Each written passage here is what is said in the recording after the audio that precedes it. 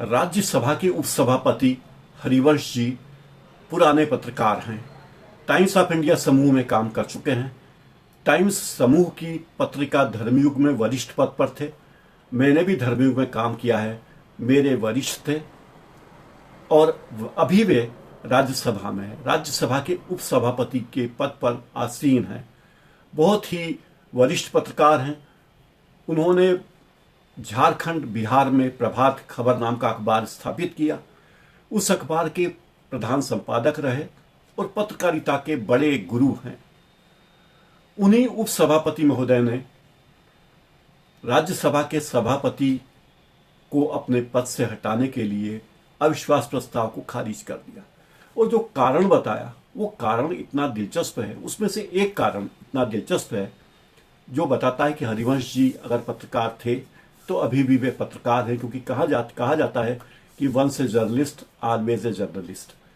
तो एक पत्रकार का काम उन्होंने किया।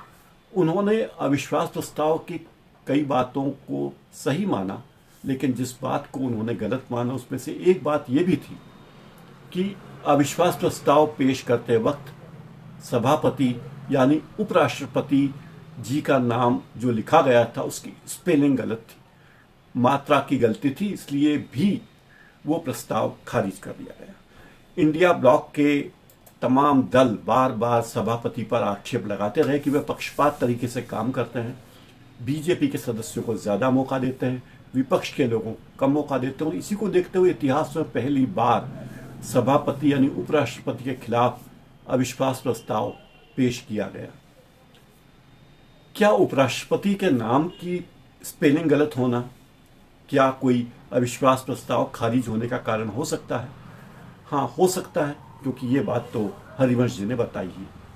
हुआ ये कि राज्यसभा के सभापति जगदीप धनखड़ के खिलाफ विपक्ष ने जो अविश्वास पारित किया था वो ऐतिहासिक इसलिए था कि इसके पहले कभी भी किसी भी सभापति के खिलाफ अविश्वास प्रस्ताव नहीं आया।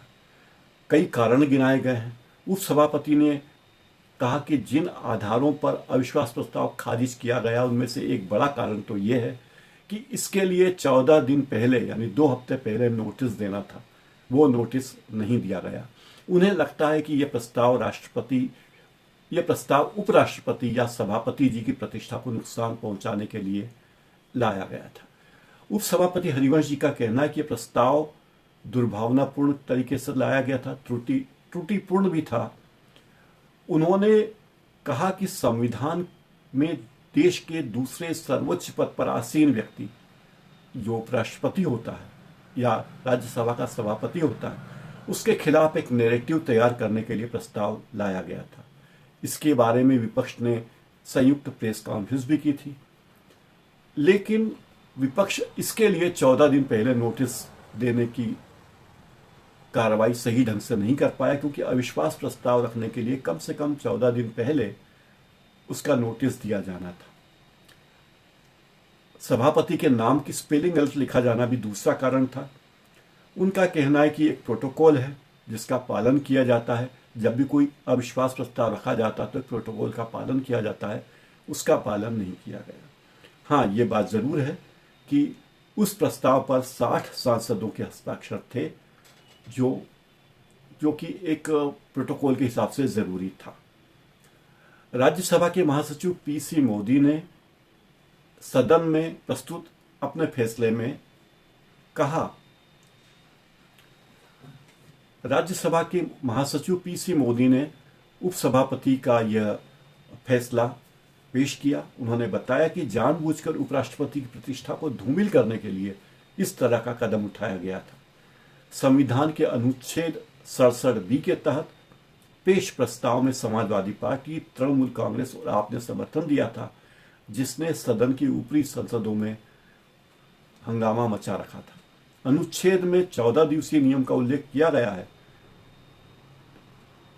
साफ साफ बताया गया कि उपराष्ट्रपति को राज्य परिषद के सभी तत्कालीन सदस्यों के बहुमत से पारित प्रस्ताव द्वारा पद से हटाया जा सकता है और लोकसभा द्वारा सहमति दी जा सकती है, लेकिन इस खंड के उद्देश्य के लिए कोई प्रस्ताव तब तक पेश नहीं किया जाएगा जब तक कि प्रस्ताव पेश करने के इरादे से कम से कम 2 सप्ताह पहले यानी 14 दिन पहले नोटिस न दिया गया हो। विपक्षी दलों में से कुछ दलों के नेताओं ने पहले ही कहा था कि उन्हें पता है कि उनके पास अविश्वास प्रस्ताव पारित कराने के लिए पर्याप्त संख्या बल नहीं है, लेकिन वे ये प्रस्ताव इसलिए पेश कर रहे हैं कि सभापति के खिलाफ अपना विरोध दर्ज कराएं और उनके कथित पक्षपातपूर्ण दृष्टिकोण को सुधारने के लिए प्रतीकात्मक कदम उठाएं। राज्यसभा के इतिहास में पहली बार चेयरमैन को हटाने का प्रस्ताव पेश किया गया था। इंडिया ब्लॉक ने चेयरमैन धनखड़ पर पक्षपातपूर्ण तरीके से काम करने का आरोप लगाया। यह चिंता सदन के शीतकालीन सत्र के दौरान और बढ़ गई। 25 नवंबर को शुरू हुए इस सत्र में विपक्ष और सत्ताधारी दल के बीच लगातार टकराव देखने को मिला। अब संसद का ये सत्र, शीतकालीन सत्र, शुक्रवार 20 दिसंबर को समाप्त हो रहा है। आपको ये कार्यक्रम कैसा लगा, इसके बारे में अपनी राय जरूर लिखें। मेरे चैनल को लाइक करें, सब्सक्राइब करें और बेल आइकन जरूर दबा लें। बहुत बहुत धन्यवाद।